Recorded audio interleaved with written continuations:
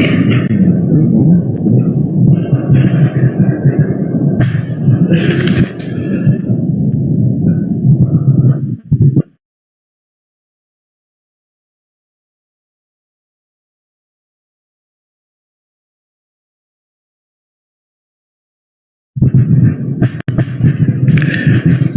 afternoon, ladies and gentlemen.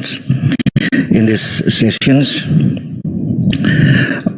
we have four speakers. The first speaker will be presented by Dr. Asdam Tambusai with the title of Seismic Performance of Ordinary and Damage Tolerant Reinforced Concrete Exterior Beam Column Joint. 20 minutes, Dr. Asdam, and now is the time 13:31, and please come to the podium, and time is yours.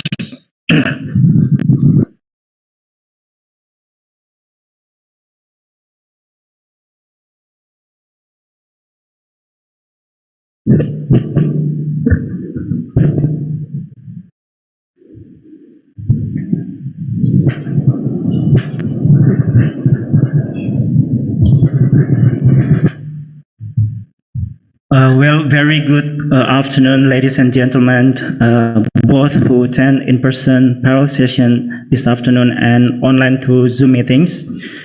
My name is Asdam Tambusai, and today on behalf of my authors of the publication, Professor Piers Probo, who is actually doing the moderating at this very moment, and also my colleagues, Dr. Bene Suryanto and Joshua Nelson from Helmut University.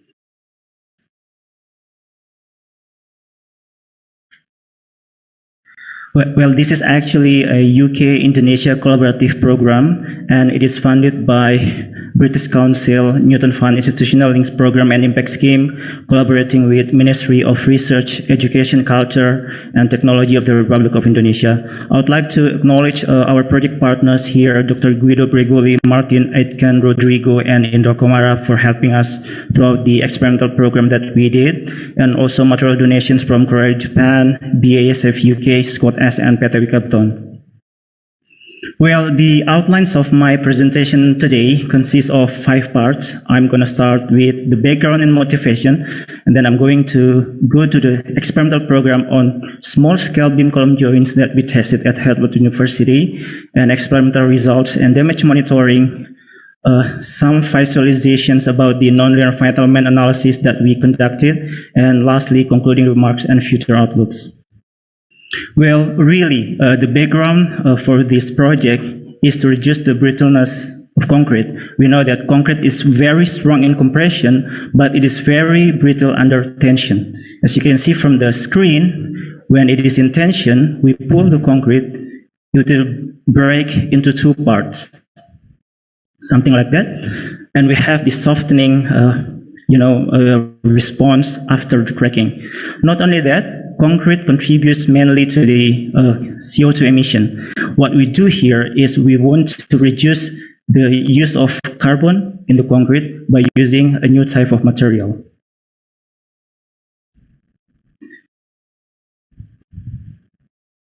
And really, in this project, we want to focus primarily on the beam column joints component in high-rise building. So, as you can see from the screen, these are some extreme examples of beam column joint failures that took in the world in the past. So what we did here in our research, we used the special type of high fiber reinforced cementitious materials known as engineered cementitious composite. As you can see, under tension, it exhibits strength hardening behavior. So we can say that the ECC provides higher ductility in tension, and it is quite different with normal concrete. So one unique feature during the occurrence of the strength hardening behavior is that it is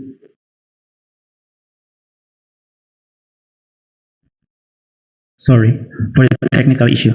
So one of the feature that unique from the ECC, so the strand hardening is exhibited by the multiple fine cracking, which is barely feasible to see using your naked eye. Some applications of ECC we can see here is surface repair, link slab, and also coupling beams, which has been implemented in Japan.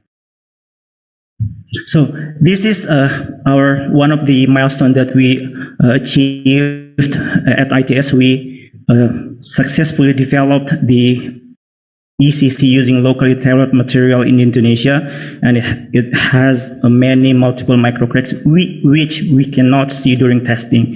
So we use the automatic image capture to see the cracks. So the motivation of this research, we know that the existing approach of moment frame structure is to accept some damage, mainly in the form of cracking, crossing, or even spalling in the column joints and beam ends. This can lead to loss of stiffness and reduction in strength and ductility, and also difficult to implement in precast construction in highly seismic regions. New approach that we propose here is to aim for less or virtually no structural damage in the joint regions, and also to reduce the reinforcement congestion, which adds difficulties in the construction process. So, coming to the experimental test, this is the photo of exterior beam column joint that we tested at Herald University. So, there are actually 4 specimens that we tested. So I'm going to expand here today only 2 specimens, which is ordinary concrete with spacing that I want to highlight used following the actual standard from ACI. And also we relax the spacing particularly 3 times higher. So if you can see that we have very close space stirrups near the joint region, but with ECC, we relax the spacing, something like that. This is the photo before the casting and fabrication of our specimen. You see that in the region of plastic hinge, you see that closely near space of stirrups, but with ECC, we relax the spacing. Our testing protocol consists of applying constant axial load and displacement control cyclic lateral load. So in each cycle, we apply 2 cycles load sequences. So our specimens were fully instrumented with LVDTs, but what is interesting is that we also embedded a camera detection crack that we use here and developed in this project using camera and microphone. And we processed the image using MATLAB. I will let you see what happened during testing without actually being there. Okay, this is the result from damage monitoring that we did during testing. So normally when you want to know the cracks, you observe manually using a marker or something like that. But here we use camera, and this is what happened during testing. So from this technology, we can see clearly the evolution of cracks between the interface of the beam, the joint regions, and also in the columns, if any. So in the right-hand side of the screen, you see the hysteresis behavior of the ordinary concrete as a reference specimen that we tested. I would like to highlight once again that this is using very close space stirrups, something like that. So you see some degrees of pinching there, and also I'm not sure about the connection, but I'm going to go back to this image later on. Something like that. So after 2.5% drift ratio, we see some cracking occurs mainly in the joint core. So I would like to compare with our ECC specimen and what actually happened during testing. So this is the comparison between ordinary concrete using closely spaced stirrups and ECC with relaxed stirrup 3 times higher.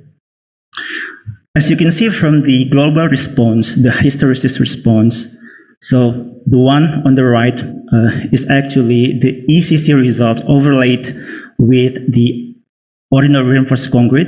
You see that there is improved in load capacity and energy dissipation. So actually it occurred due to the contribution of fiber that we used in our ECC. And this is the prime visualization that we took to actually compare directly between the ordinary concrete and ECC specimen. So I want you to focus on the ECC because it doesn't show any significant cracks in the joint, regardless that we use very large space of stirrups there. So basically, there is only 1 stirrups in the joint core, while in the ordinary concrete, we have 3 to 4 stirrups. But in ECC, we don't see any damage in the joint. And the cracks were barely visible, so we can't see using our naked eye. Instead, we use the damage monitoring technology that we developed. This is the sequences of cracks during testing, so you know what happened without actually being there. So very significant joint core distress occurred in the joint, in the exterior beam column joints, while in ECC we don't have any. So there's actually the legend here, but I didn't, present here. So besides that, we also focus on computer simulations because we want to compare and also corroborate our finding using the reliable and constitutive model that could be useful for the application in the bigger picture. So this is the constitutive models that we use for concrete. Well, while in CC it is under development. So we use 3D fractured plastic constitutive models for concrete, which is present in the Athena Science module. And this is actually the visualization of finite element model that we have established. So we have established the degree of pinching in the hysteresis curve, which is actually happened due to bone sleeve of reinforcement mainly. And also in ECC, we don't see any pinching there. So it's quite interesting to learn more and more about this type of material and how the application in the structural components. Something like that. So I hope you enjoy. And some concluding remarks that I can actually tell in this opportunity. There are 3 points. The first one, the promising potential of ECC for reducing bar congestion whilst minimizing the extent of damage, hence repair, and maintaining the structural integrity of beam columns joints under reverse cyclic loads with lower use of cement are demonstrated.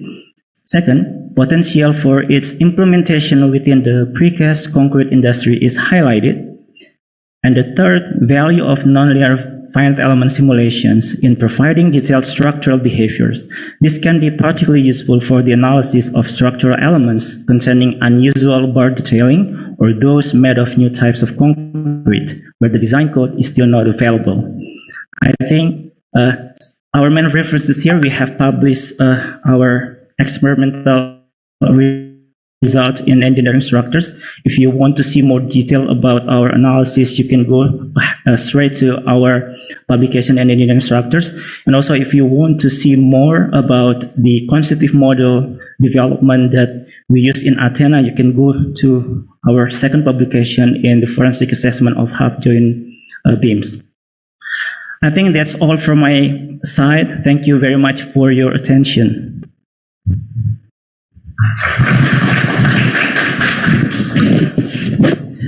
Thank you very much, Dr. Asdam. Even we still have 5 minutes, probably you want to tell the experiment, your experiment in Indonesia. Okay, so because we have a experiment with full scale. Yeah.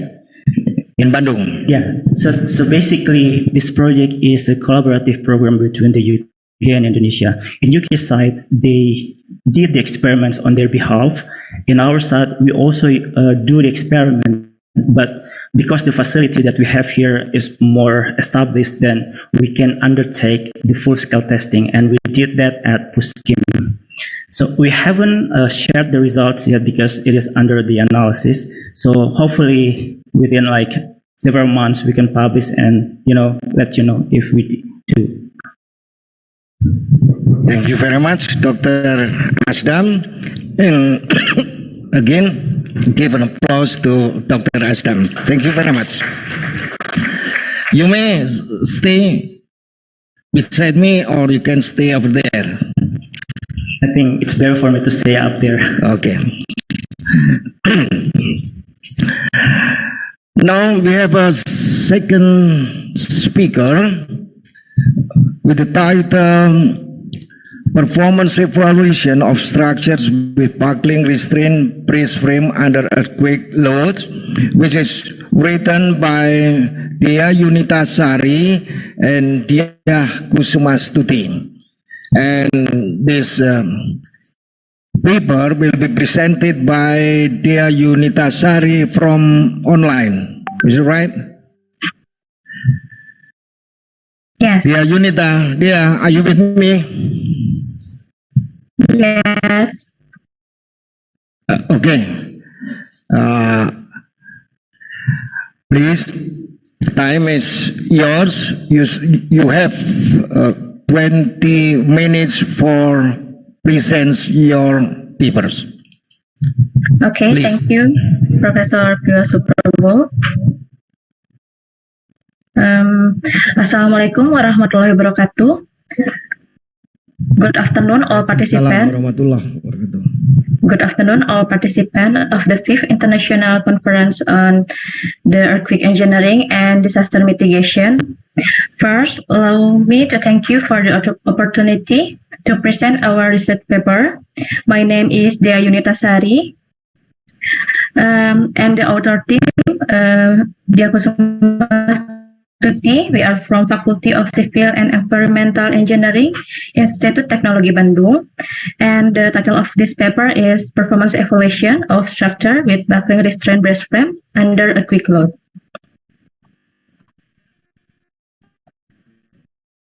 Introduction.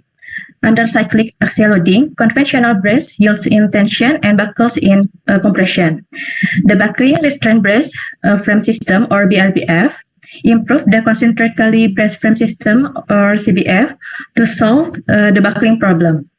The buckling restraint braces have typical tension and compression forces based on yielding. So the buckling restraint braces have a symmetrical hysteretic character. A typical BRB element consists of a steel core plate that has ductile properties and a steel tube casing filled with grout or concrete to resist the buckling of the steel core, with a special connection at both ends. The entire effective length of the steel core that receives the axial force will be restrained by the casing so that there is no slenderness in the steel core and eliminate the buckling failure mode of the core.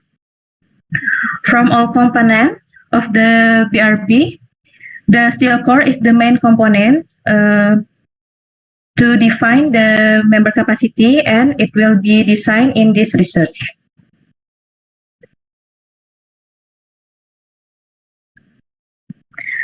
To design an earthquake resistant structure with BRBF as the single lateral load resisting system in Indonesia, it must meet the requirement of SNE 1726-2019.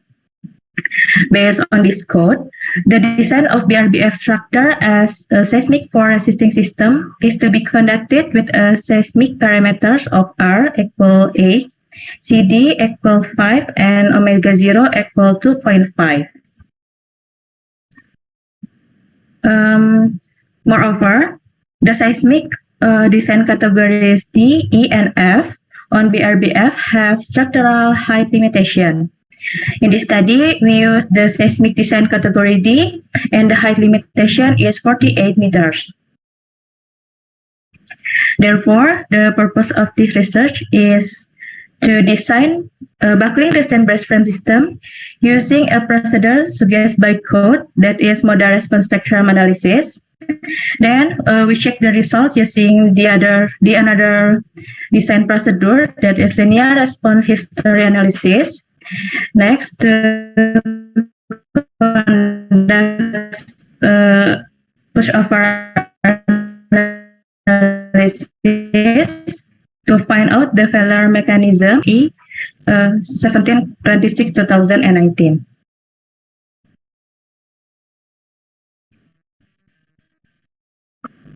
This is the structural models.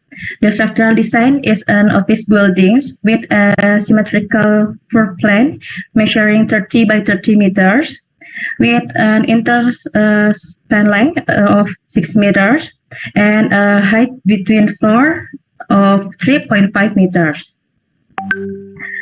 The building is assumed located in the city of Bandung, and the structural model is 3D, and you can see that in this marked area is the brace location, and the bracing configuration is diagonal braces. In this study, the structural design of BRBF was varied with regard to building height. That is a 5-story building with a height of 17.5 meters. That is a 10-story building with a height of 35 meters. And that is 20-story building with a height of 70 meters. The variation was opted to determine whether structure that exceed a height limitation can still meet the code requirements under earthquake load. And this is the material specification. The material specification for beams and columns use ICEEDM A992 grade 50 with a yield stress of 345 megapascal. And the material specification for BRB steel core use ICEEDM A36 with a yield stress of 262 megapascal. And this is the result of the structural analysis with modal response spectrum analysis, or MRSA. All BRBF structural systems were designed using modal response spectrum analysis. The analysis must be include sufficient modes to obtain combined mass participation of 100% of the structure mass. And the best shear from the analysis was scaled using result from static analysis. The study found that the BRBF structure resists about 98 until 99% of earthquake load, thus clearly indicating them as the lateral resisting system for the structure. And the story drift was evaluated. The green line showed the story drift in the X direction. The blue lines showed the story drift in the Y direction, and the orange line showed the story drift limit. The story drift in the X and Y direction has the same value because the flow plan is symmetrical, and the result found that they did not exceed the story drift limit, and the story drift limit is 2% building height.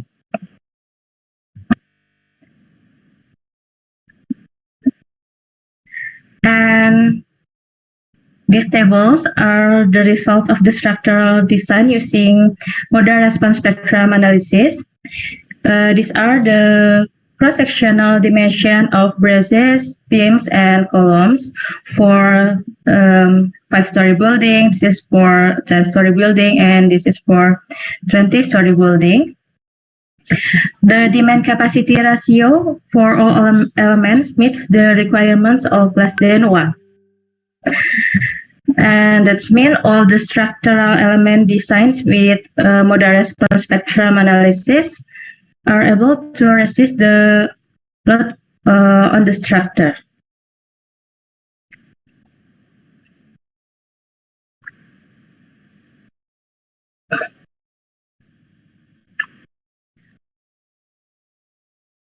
This is the results of structural analysis using linear response history analysis. To verify the design, the structure was analyzed by linear response history after being designed with modal response spectrum analysis. Linear response history analysis requires three pairs of earthquake history data, and the earthquake history data must be spectrally matched to the design response spectra. The earthquake record data used are El Centro, Chichi, and Northridge. The structural response were evaluated for all three models, and the story drift is reviewed based on the envelope value. And for the 20-story buildings, the limit was exceeded, but for 5-story buildings and 10-story buildings, they do not exceed the story drift limit.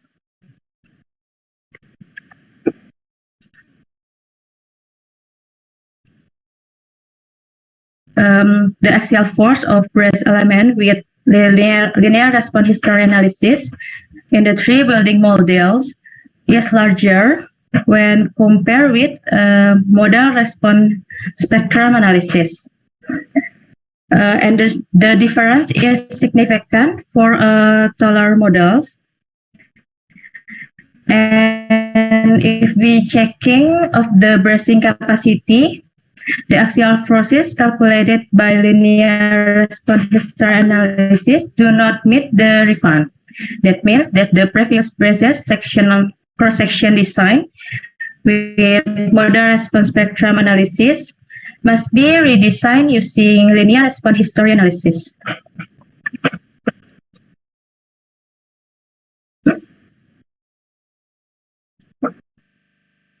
And this is the pushover analysis. The performance of the structure was evaluated using pushover analysis. Utilizing the force displacement relationship capacity curve and the demand forces. The structural performance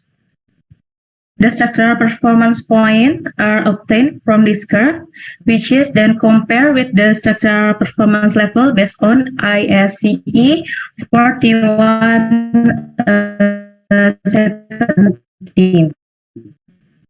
The results show that the structural performance of the three building models is in the level, and the element performance level at performance point is IO, immediate occupancy until life safety level.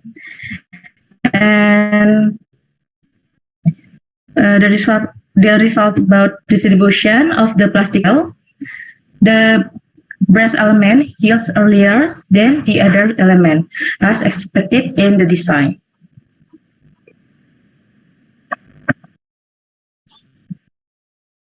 This is the summary of the structural analysis result. This table can be summarized that all 5-story building, 10-story building, and 20-story building can be designed with modal response spectrum analysis, and the design results have met the requirements of SNE 1726-2019. However, when reviewed with linear response history analysis, the inter-story drift exceeds the drift limit for 20-story story building. Moreover, the axial force of the braces has increased, so that the sum of the design section must be redesigned if using linear response history analysis. The analytical results suggest that although all buildings show adequate performance. Linear response history analysis is the more conservative approach in designing the BRB models. It offers advantages for buildings that have a height exceeding the requirement in SNE to ensure that the dimensions of the design structure are appropriate and meet the requirement.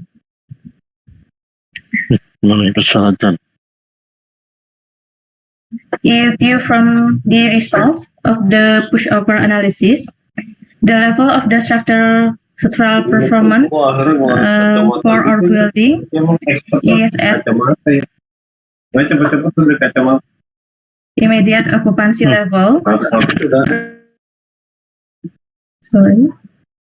Okay.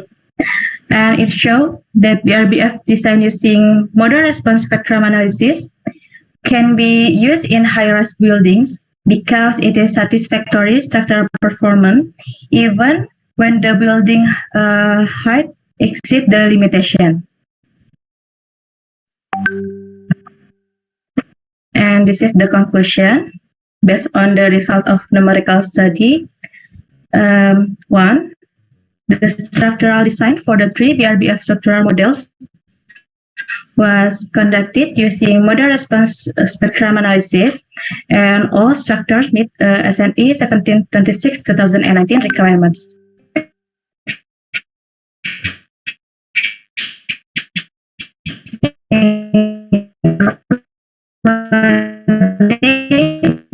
For 20-story model, which exceed the height limitation, meet the requirements in terms of the interstory drift in building that exceed the height limit based on SNE 1726-2019, and larger axial forces for braces. 3. The structure obtained for model response spectrum analysis have adequate performance level, that is immediate occupancy, and no element reaches the collapse prevention condition. The distribution of the plastic hinge in the 3 models has also been as expected. That is, the brace element yields earlier than the other elements. Thus, the BRBF design with MRSA has a good performance and can be utilized even when the height limit is exceeded. And 4, to improve the performance of the structure and obtain design results that meet all the requirements of SNE 1726-2019, BRBF structure with a height exceeding the limit in SNE must be designed with linear response history analysis so that the interstory drift of the structure obtained meets the requirements. That's all for our presentation today, and thank you so much for your attention. Wassalamualaikum warahmatullahi wabarakatuh. Waalaikumsalam warahmatullahi wabarakatuh. Thank you very much, Dia. And even you still have 5 minutes more to finishing your presentations, but you already finished it before the end of this time allocated. Okay, thank you very much, and give an applause to Dea Yulanita. We still have time to raise questions and answers at the end of this session after all speakers presenting their papers. Now we have the third speaker, titled Hybrid Viscoelastic Damper Using Natural Rubber Compound Waste of the Rubber Tire Crumb with various compacted sand, iron sand, natural sand, and silica sands to increase damping property for non-engineered buildings. Written by Edwin and Professor Henricus Priyo Sulistyo. And this paper will be presented by online. Please, are you there, Edwin? Yes, Professor. I will share my screen. Are you with us? Yes. Can you hear me? Okay, yes, I hear you. And Okay, I will. you have present. 20 minutes, and Okay. now time is yours. Okay, thank you, Professor Rio Suprabo.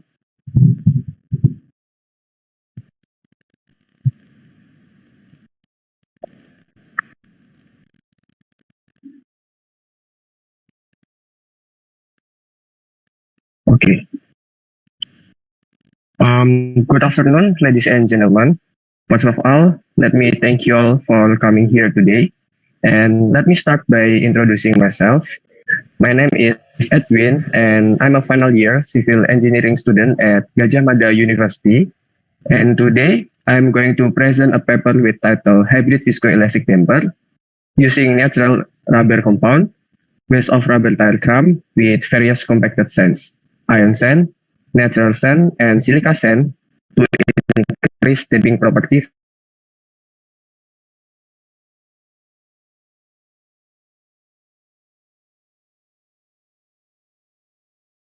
Presentation start with introduction and end with acknowledgements.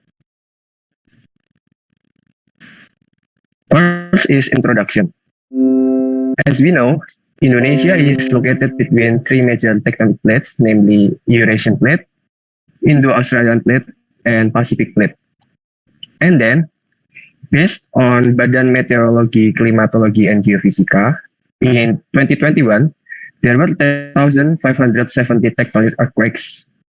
Also, based on CNN in 2021, there were 244 earthquakes with a magnitude above 5, and 23 of them were destructive. On the other hand, there was also an environmental problems because of waste of used tires. Based on Badan Pusat Statistik in 2021, there was an increase of 1.9% in the number of motorized vehicles. It shows that the waste of used tires will grow over time. And one of the solution is to use waste of used tires to make waste of rubber tire cram, or we can say WRTC, as a mixture for rubber compound.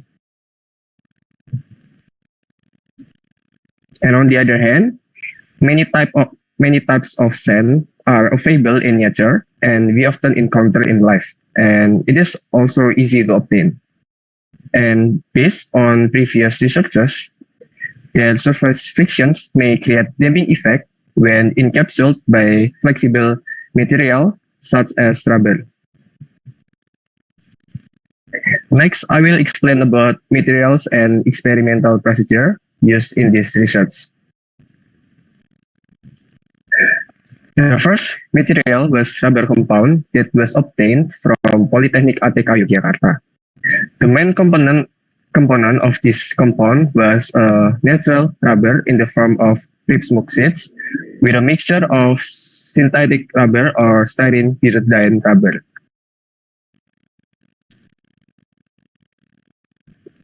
The second material was WRTC, or waste of rubber tire cram, that was obtained through ambient or grinding process. The grain size obtained for this material was mesh 100 or 0.15 millimeters. Next is natural sand that was obtained from Mount Merapi in Central Java. And the finest modulus of natural sand is 3.034. The second sand that we used was iron sand that was obtained from West Java.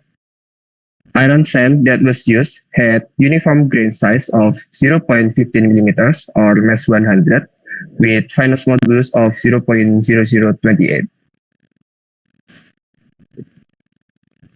And lastly, the material used in this research was silica sand that was obtained from local shop in Yogyakarta.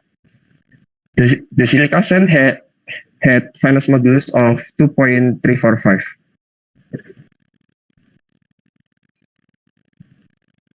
And there were 5 mixture variations used in this research, as we can see in the table. R1 or specimen made from rubber compound only, and then R2 or specimen made from mixture of rubber compound with 25% WRTC, and then R3 or specimen R2 with compacted natural sand, and then R4 or specimen R2 with compacted iron sand, and lastly R5 or specimen R2 with compacted silica sand. The one highlighted in blue color is proportions for rubber compound and WRTC, and the one that is highlighted in yellow color is proportions for sand. Before being used to make specimens, natural sand, iron sand, or silica sand are washed and dried in an oven at 110 centigrade for at least 24 hours. 4 pieces of rubber test specimens were made for every mixture variations. For the tensile test and hardness test, the specimens used were R1 and R2 mixture, but for the damping test, the specimens used were ALDE5 variations. Next is mixing and curing procedure. The first step for mixing and curing procedure was rheology test. Rheology test was used to find optimum time and temperature for the vulcanization process of rubber. And from the rheology test, it was found that the optimum time was 17 minutes and 30 seconds with optimum temperature of 130 centigrade.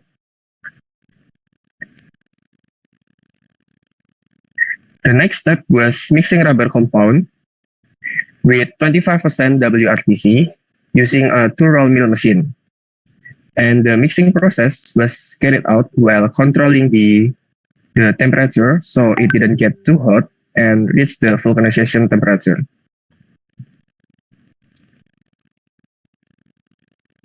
After that, rubber mold was made and then filled with natural sand, iron sand, or silica sand, and the top side will be covered with a rubber compound as we can see in the figure.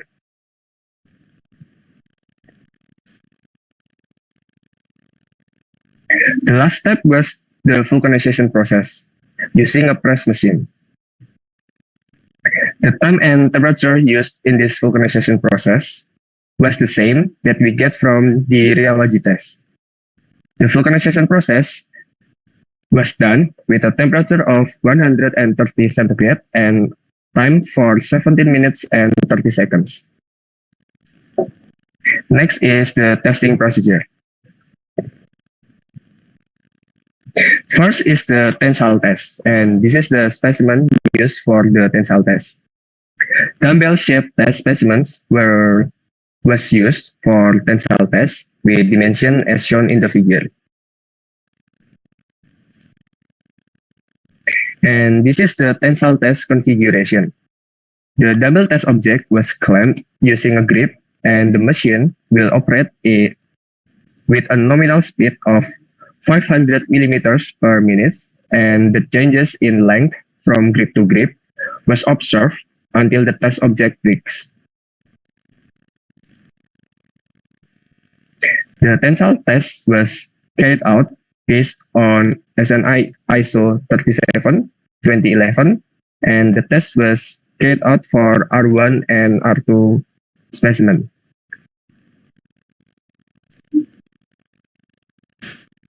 And the equation used to calculate the tensile stress was equation number 1, and the equation used to calculate the strain was equation number 2, and the modulus of elasticity of rubber can be calculated using equation number 4.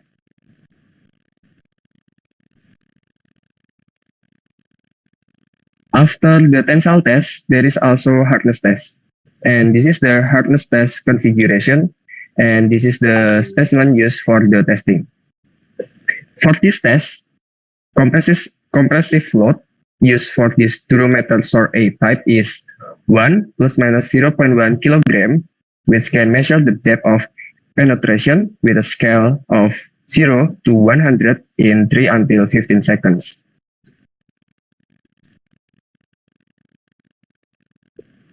There are two types of testing for rubber hardness: durometer test and IRHD test. And durometer test or A was used in this research to measure the rubber hardness. And the hardness test was carried out based on ISO 7619 2010 standard.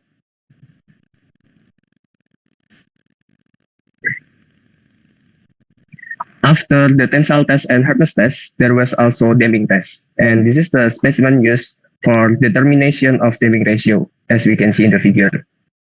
It was made into a model resembling viscoelastic damper using two pieces of rubber specimen with dimension of 100 millimeters times 100 millimeters times 25 millimeters that was glued to the iron plate.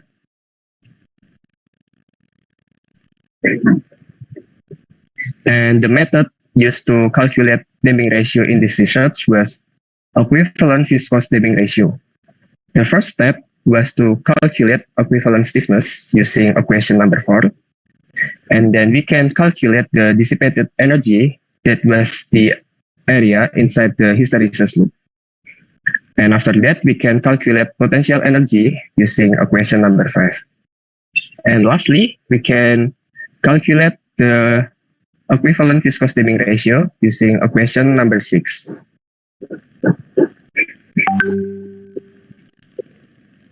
The damping test was done using shake table from UNCO engineers with dimension of 1.5 meters times 1.5 meters, and the other specifications can be seen on the slide.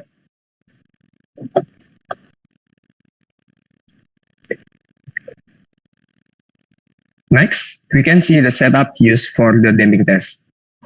The test was carried out by running a sinusoidal signal on the shake table with a frequency of 0.5 Hz with various lateral deformations: 4 millimeters, 6 millimeters, 8 millimeters, 10 millimeters, and lastly 15 millimeters. Next is result and discussion. From the hardness test, the results showed that the addition of 25% WRTC caused an increase in the hardness value of the rubber by 11%.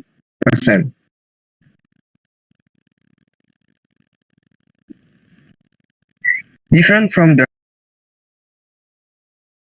hardness test results, the results in the tensile test showed that the addition of 25% WRTC caused a decrease in the tensile strength by 19%.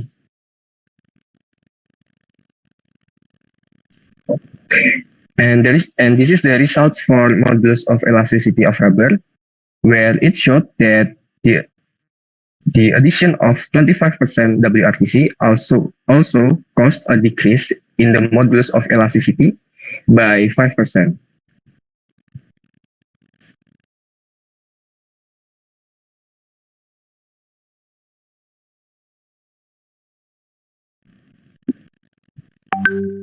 And next, we will see the results for the damping test. Here, we can see the hysteresis slope graph for R1 specimen, or specimen made from rubber compound only.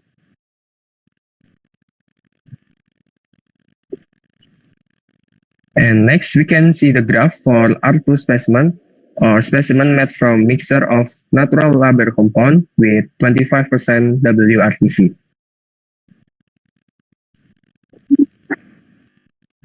And this is the graph for R3 specimen, or R2 specimen with compacted natural sand.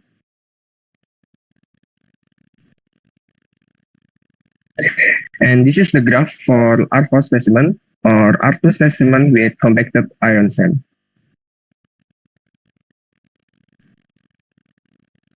And lastly, this is the graph for R5 specimen, or R2 specimen with compacted silica sand.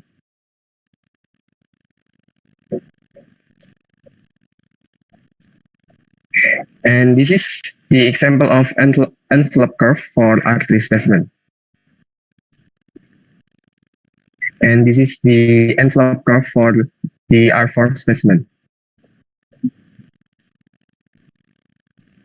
And this is the envelope curve for the R5 specimen. And from the envelope curve, we can see that as the deformation increase, the stiffness of the rubber decrease while the force increase. It shows that the addition of sand inside the rubber increase the damping ratio as the deformation increase.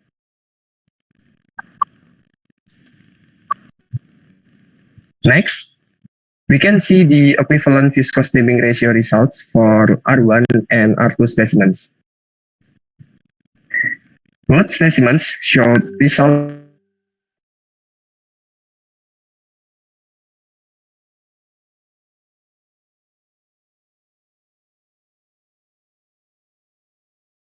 ratio results for R2 specimen is slightly better than the R1 specimen.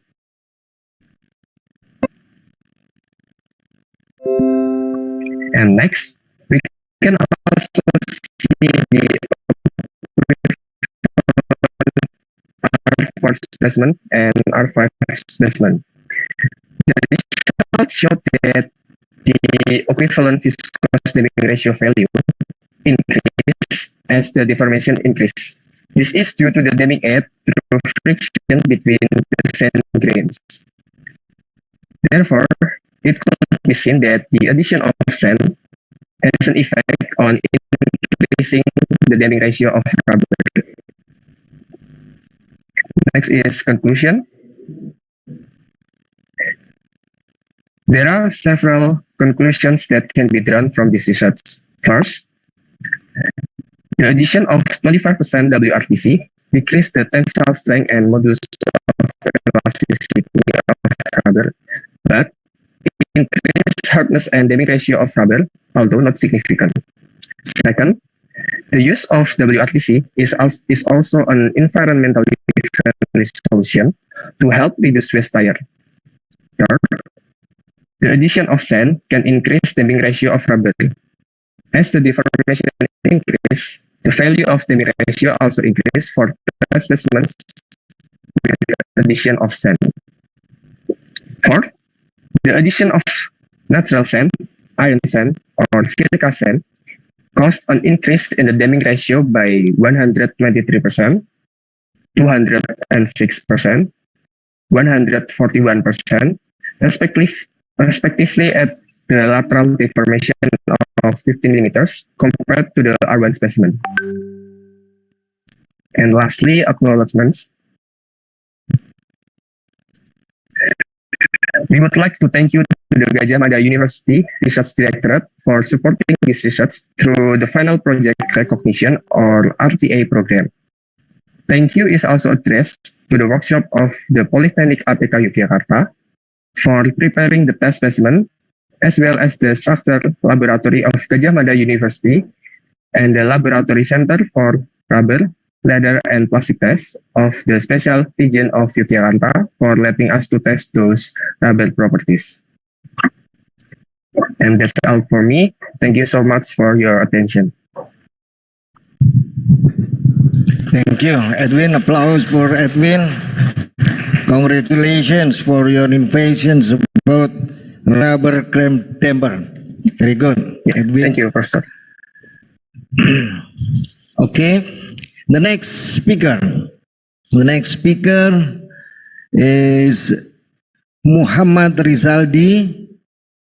Are you there? Yes, can you hear my voice? Yes, I hear you. Okay. Muhammad Rizaldi will present the paper titled Seismic Load Design of Ruko Dam Suppletion Tunnel PD Urgency Aceh, Indonesia, based on deterministic and probabilistic seismic hazard analysis. Time is yours, Rizaldi. Okay. Thank you for the time, Prof. Priyo Subroto. Good afternoon, all participants of 5th International Conference on Earthquake Engineering and Disaster Mitigation. First of all, I would like to introduce myself. My name is Muhammad Rizaldi Nur Aulia. I'm a master student at Geological Engineering Department, Gadjah Mada University. as a first author, and Dr. Igede Budi Indrawan and Dr. Fahmi Aldiamar as a co-author, also my supervisor. Today, I would like to present my research entitled Seismic Load Design of Rukoh Dam Suppletion Tunnel in PD Regency, Aceh, Indonesia, based on deterministic and probabilistic seismic hazard analysis. Today, outline first is introduction, and then a study area. The third is methodology. Fourth is earthquake data.